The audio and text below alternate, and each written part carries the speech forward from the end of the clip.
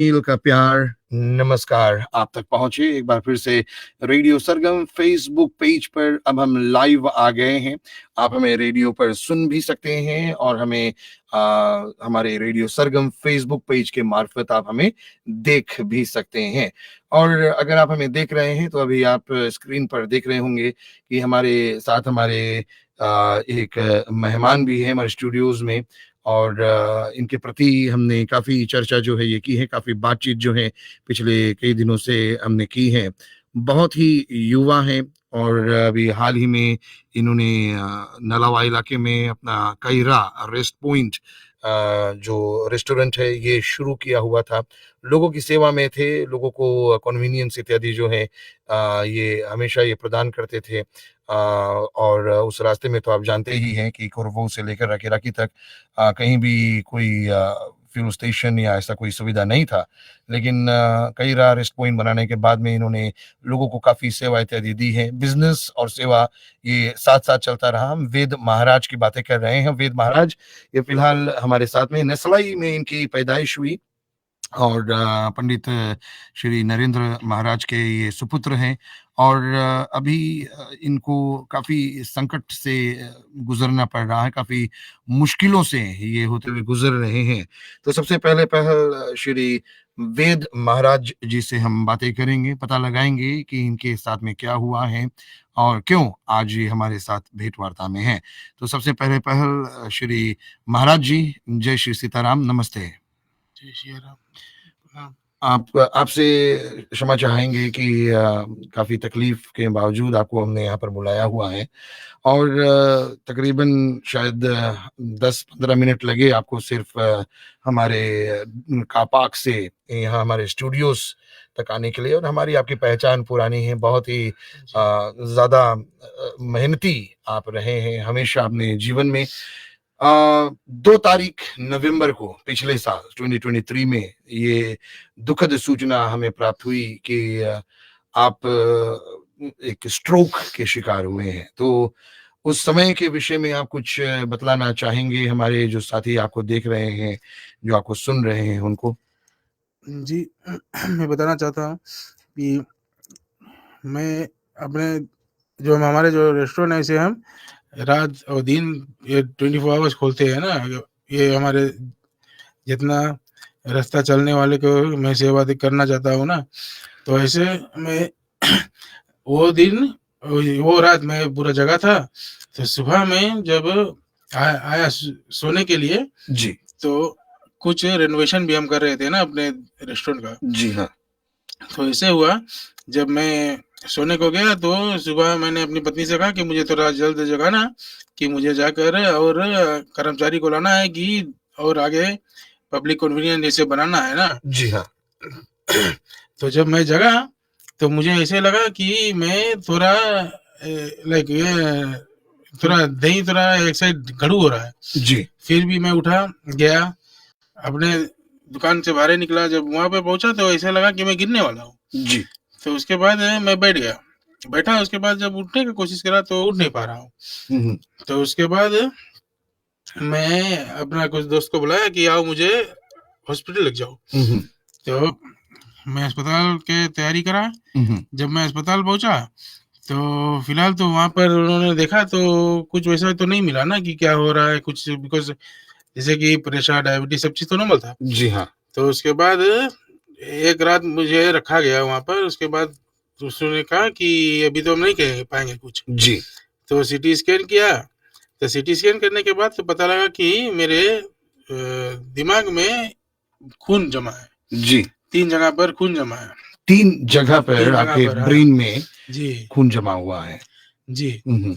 तब उसके बाद उन्होंने हमें कहा कि ये जो खून जमा है हुँ, हुँ। इसी के कारण से मेरा एक तरफ जैसे नमनेस हो गया जी। है ना, तो ताकत नहीं आ रहा है। जी। तो उसने कहा, बताया कि मुझे मसाज कराओ। तो वो सब तो किया, बट जैसे खास कुछ खास जैसे अस्पताल की तरफ से मेडिकेशन कुछ खास नहीं मिला ना, जी। कि जैसा कि वैसा कुछ है ही नहीं ना जैसे यहाँ पर। जी, जी। तो ऐसा हुआ, वहीं गए, डॉक्टर ने कहा कि ये जो अभी हुआ है ये जैसे मुझे खाली छुआ है। जी। ये जो जो अभी क्लोट है, ये एक ही जगह पर आया है और रुका है और मुझे वार्निंग कर रहा है ना कि तैयार हो जाओ, जी। इससे बहुत गंभीर लाभी आएगा। जी। और उसके लिए तो मैंने कहा कि उसके लिए मुझे करना क्या होगा? तो उसने कहा कि जैसे कि फिलहाल फिजी में हमारा देश इतना छोटा है, तो उतना भी उसके बराबर तक अभी हम नहीं पहुंच पाए हैं। जी। तो बट फिर भी उसके ट्रीटमेंट है, जी। और वो ट्रीटमेंट ओवरसीज में है, क्या कि जैसे कि वो मशीन वगैरह सब ओवरसीज में है। जी हाँ। तो बहुत बहुत धन्यवाद है ये हमारे रकीराकी के जो डॉक्टर लोगन, जी हाँ। उन्हें मुझे सलाह दिया ना कि यहाँ पर जाएगा तो ये ट्रीटमेंट हो सकता है। तो हमें जैसे बताया ना कि कौन कौन तरीका है इसके, तो हमने छानबीन किया, कुछ प्राइवेट डॉक्टर्स का भी मदद लिया। तो एक ही हफ्ता में वो मुझे बताए कि भाई ये ट्रीटमेंट कराएंगे तो थोड़ा खर्चेलू है ना, जी हाँ। तो पैसा थोड़ा ज़्यादा लगेगा, क्योंकि जैसे कि वो मशीन इक्विपमेंट जोन है और फिर लेबर सब सब चीज़ चार्जेस है ना। जी हाँ। तो फिर बट आपको ये ट्रीटमेंट अगर आप आगे चल कर अच्छी तरह से सब चीज़ करना चाहते हो, जी हाँ। तो ये ट्रीटमेंट बहुत ज़रूरत है। और नहीं तो फ्यूचर में जो होगा तो वो कोई नहीं रह सकता ना। जी। जी, हाँ, मतलब कि और भी बुरा हो सकता है। हो वैसे सकता है। परिवार में आपके कितने लोग हैं, कितने सदस्य हैं? हाँ, मेरे माता पिता है, मेरे जी। साथ है, मेरे मेरे पत्नी है और 3 बच्चे हैं ना। जी। बच्चे मेरे ख्याल से 11 साल की है ऋषा, जी, एक 9 साल के हैं वेदांश जी, और एक 5 साल के वियांश है। जी, और इतने छोटे-छोटे बच्चे हैं छोटे-छोटे हैं। और इनको लेकर हम यही कहेंगे कि अभी आप इतने बीमार हैं, तो किस तरह से अभी आपका खर्चा पानी वगैरह ये चल रहा है? फिलहाल तो भाई मैं कैसे मैं आपको बताऊँ कि अभी तो समय बहुत कुछ कुछ गड़बड़ है। सपोर्ट वगैरह आपके परिवार के लोगों से इष्ट मित्रों से अभी तक प्राप्त हुआ है आपको? जी हाँ, जब से मैं बीमार हुआ हूँ, जी। तो जैसे पता चला कि मैं गड़बड़ हूँ और ये सब जी। पैसा की बहुत ज़रूरत है ये सब, जी। तो फिलहाल अभी तक जैसे मुझे मदद पहुँचाए हैं और मेरे ट्रीटमेंट के लिए भी सब मिलाकर अभी तक 8,000 का मदद पहुँचा चुका है। और आपको तकरीबन कितने का काम है अभी तक? आपको हम ये जानना चाहेंगे कि शायद डॉक्टर्स ने कुछ एनालिसिस वगैरह किया जी। होगा, कुछ बताया होगा, कुछ रकम बताया होगा कि कितना भारत में जाकर और इलाज कराने में आपको कितना तक खर्चा बैठ सकता है? जैसे कि मेरे जैसे डॉक्टर ने अब जो ट्रीटमेंट करेंगे, जी। वो फिलहाल जो मुझे हो गया है तो ये तो हो गया है, जी। बट जो होना नहीं चाहिए वो ट्रीटमेंट होने का है। जी। तो वो ट्रीटमेंट के लिए डॉक्टर ने फिलहाल जैसे न्यूरोसर्जन जी। न्यूरोसर्जन जो रिवाइव करने के और न्यूरो सर्जरी के, जी। वो मिलाकर 18,000 यूएसडी बताया नहीं, जी, 18,000 18,000 यूएसडी। यूएसडी। हाँ, हाँ, मतलब कि ये तकरीबन अगर 18,000 यूएसडी करे, तो ये तकरीबन 36 टू 40,000 राइट तक का राइट। हाँ खर्चा वो हो जाएगा। हाँ, तो हमने जैसे 40,000 तक के सोचा है ना, जी। कि जैसे प्लेन का वो सब ट्रेवलिंग होगा ना। जी हाँ। हाँ, तो जैसे 40,000 तक तो हो जाना चाहिए भाई। जी हाँ, मतलब कि उसमें भी आपने ट्रैवलिंग वगैरह जो जोड़ लिया है? जी, जी। जी हाँ, 40 शायद 45 भी, क्योंकि हमारे भी पिताजी जब बीमार हुए थे, तो जी, काफ़ी खर्च जी। जो है, ये ऊपर से भी लगने लगता है ना? राइट, असली पार्ट वही वाला है। तो अभी चलने-फिरने में कैसा आप महसूस करते हैं? खुद आप अकेले चल लेते भी जब आप आ रहे थे? नहीं भाई, आप तो देखे होंगे कि मुझे अंदर से बाहर से अंदर आने के लिए लगभग हुँ। 15 से 20 मिनट लग गया। जी। हाँ, और जैसे चलने तक अचानक से गिरने तक की ऐसे फील होता है कि गिर जाऊँगा।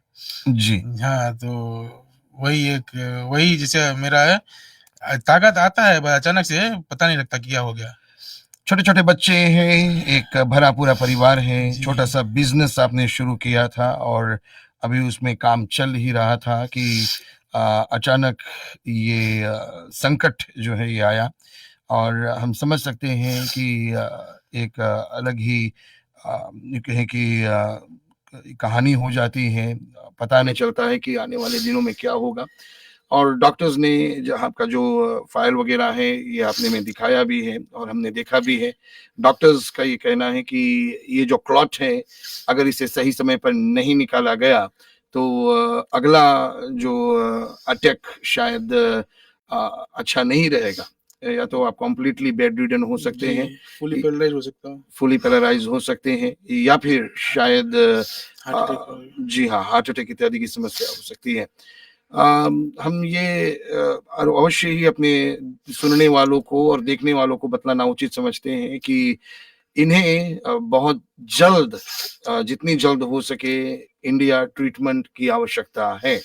और हम आपसे निवेदन करेंगे हाथ जोड़कर कि कृपया आप वेद महाराज को अपना सपोर्ट दिखाएं।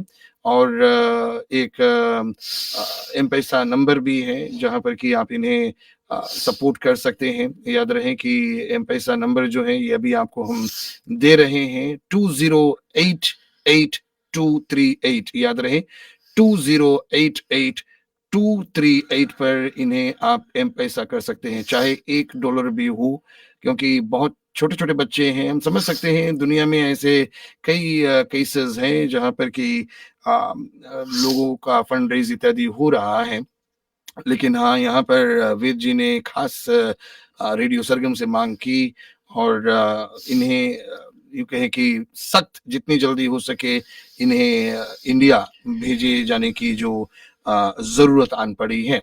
और हॉस्पिटल वगैरह तैयार किए जा चुके हैं भाई जी? जी हाँ, सब कुछ तैयार हो गया है, बस आपको पहुंचने की देर है। और हम ये निवेदन करेंगे 2088-238 पर, याद रहे 2088-238 ये एम-पैसा अकाउंट है। इस पर आप अगर डोनेशन भेजना चाहें तो अवश्य भेज सकते हैं। और अगर आप कहीं से भी हमें सुन रहे हैं, दुनिया के किसी भी इलाके में आप हैं, अगर आप हमें सुन रहे हैं, हमें देख रहे हैं और अगर आप इन्हें सपोर्ट करना चाहते हैं तो आप अवश्य ही इसी नंबर पर कॉल भी कर सकते हैं, 2088-238 पर इन्हें आप कॉल भी कर सकते हैं। और जो भी यथाशक्ति अगर आप इन्हें देना चाहें या इस मेडिकल ट्रीटमेंट के सहायतार्थ योगदान देना चाहें तो दे सकते हैं। वैसे आने वाले शनिवार को 2 मेजर इवेंट्स भी आयोजित किए गए हैं, जहां पर एक ग्रैंड लोकगीत नाइट है और ये पिनेंग संगम हॉल पर रहेगा 3 तारीख फरवरी को, यानी कि आने वाले शनिवार को। और यहाँ पर बाक्वीन शालिनी रोहित चंद और रकी रकिस्टा पंडित जनेन अवस्थी मंच पर रहेंगे, ये सभी आपकी मदद कर रहे हैं।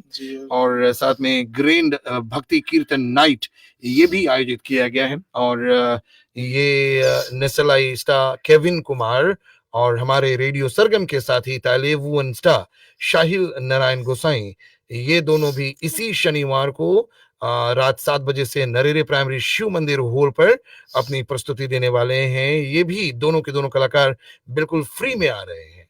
इनसे बातचीत हमने की और ये दोनों कलाकार जो हैं केविन कुमार और शाहिल नारायण गोसाई, ये दोनों अपने खर्च पर आ रहे हैं, कुछ भी इन्होंने किसी से नहीं लिया है और अपनी खर्च पर ये दोनों कलाकार, आप जानते हैं कि किसी भी कलाकारी के क्षेत्र में अगर परफॉर्म करना हो तो बहुत खर्च बैठ जाता है, ट्रेनिंग इत्यादि को लेकर, कलाकारों को लेकर, सभी तो आजकल चार्ज करते हैं, लेकिन इन दोनों ने अपनी महानता दिखाई है, केविन कुमार और शाहिल नारायण गोसाई ने, और इन दोनों ने कहा कि हम बिल्कुल फ्री में ये चैरिटी करने वाले हैं।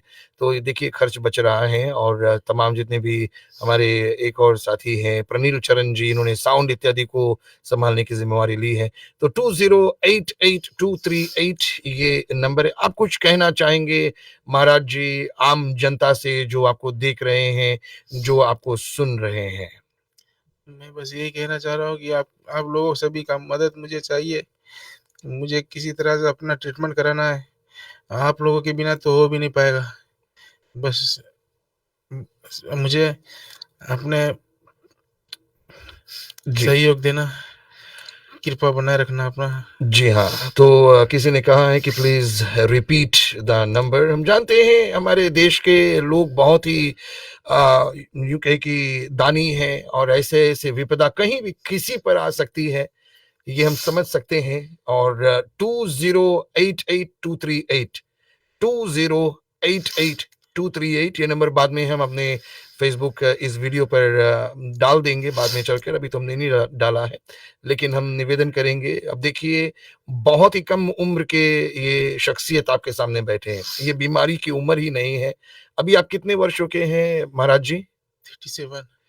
37 37 साल की उम्र और इतना बड़ा झटका जो है ये लगा है और हमारी इनसे जान-पहचान काफ़ी समय से जब भी हम उस रास्ते से गुज़रते थे तो जाते थे, देखा छोटे से इन्होंने एक छोटा-सा कायरा रेस्ट पॉइंट इन्होंने शुरू किया था और जब बढ़ने का समय आया और जब यूँ कहें कि और भी एक्सटेंशन वग़ैरह करने का समय आया, उस समय ऐसी बड़ी घटना हुई कि सब कुछ अचानक थम-सा गया है।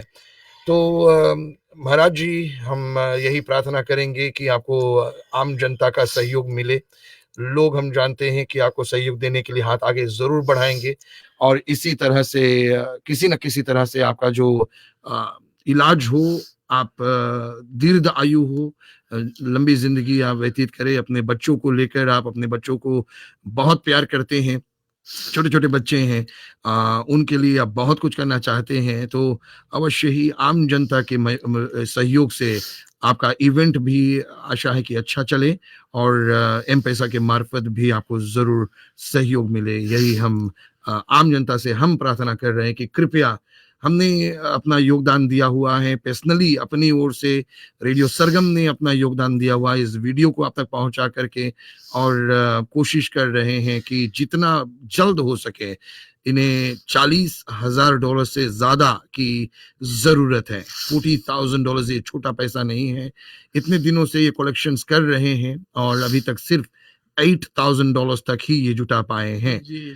और ये शायद बहुत कम है। 1/4 1 कोटा भी अभी नहीं जुटा है।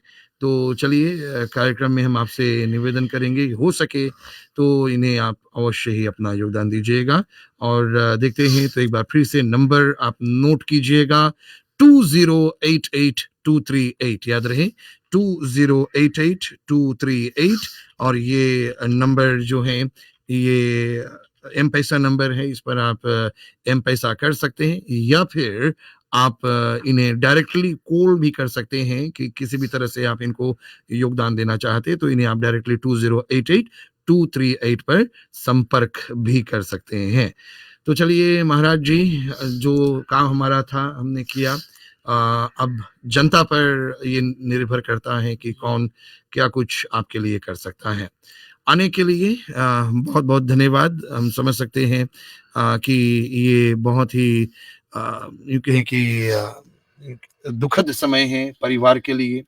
एक चैलेंजिंग समय हम कहेंगे, बहुत चैलेंजिंग समय है और हम निवेदन करेंगे कि आम जनता आपके चाहने वाले, आपके परिवार वाले, आपके इष्ट मित्र, फिजी के नागरिक, विदेश के नागरिक आपको अवश्य ही कुछ ना कुछ सहयोग ज़रूर पहुँचाएँ। बहुत-बहुत धन्यवाद रोनिल भैया। धन्यवाद। धन्यवाद जी और कार्यक्रम में आपने हमारा साथ दिया इसके लिए बहुत-बहुत